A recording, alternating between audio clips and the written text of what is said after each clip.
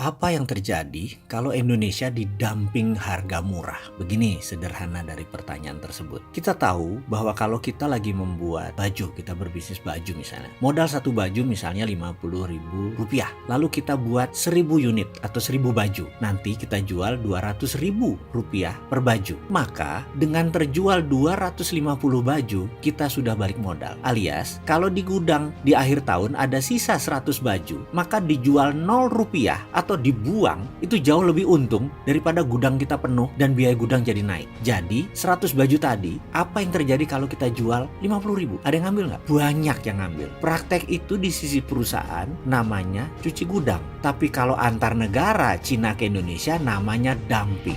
Harga didump, barang didump. Inilah yang akan dilakukan Cina, negara produsen, di akhir tahun ini hingga 1 tahun ke depan. Siapa yang panen? Jangan ada yang pikir karena murah tersebut kita jadi dagang dan negara kita panen. Itu bahaya. Itu bahaya buat perindustrian nasional. Mendadak harga pasaran impor murah. Pabrik kita di Indonesia bisa mati. Kita harus buat dumping strategi sekarang. Ini sekali lagi kalau Kementerian Perdagangannya nggak berdagang seperti sekarang. Kalau berdagang seperti sekarang ya keblek. Bener loh. Saya agak shock dengan kebijakan Kemendak yang didiamkan beberapa lama saat ini seenak-enaknya impor. Bagaimana Pak Pemimpin? Bagaimana ini DPR? Bagaimana Sesda Lobang?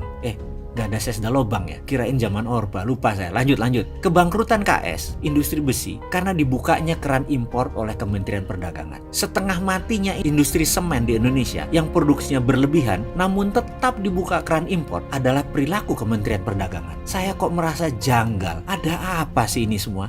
Ini kesengajaan atau kebodohan ya? Saya ingat loh, Mukadimah Undang-Undang Dasar 1945 itu mengatakan melindungi segenap tumpah darah Indonesia. Maka keputusan Kemendak itu bisa dikatakan melanggar Undang-Undang 45, melanggar Mukadimah Undang-Undang Dasar 45. Bisakah peraturan tadi di-MK-kan, di Mahkamah Konstitusikan? Bisakah dia dianggap tidak melindungi Indonesia? Bisakah dia dituduh antek dari sebuah kepentingan yang dengan sengaja merugikan orang lain atau dengan sengaja memperkaya orang lain atau kelompok lain dan itu melanggar sumpah jabatan? Ini ngawur si Sontoloyo. Ini cuman opini hukum ngawur si Sontoloyo. Memang gua blek pol si Sontoloyo ini. Rasanya hukum Indonesia belum bisa menyentuh level ini. Saya hanya ngarang, pemimpi. Ya sudah, biarlah berlalu.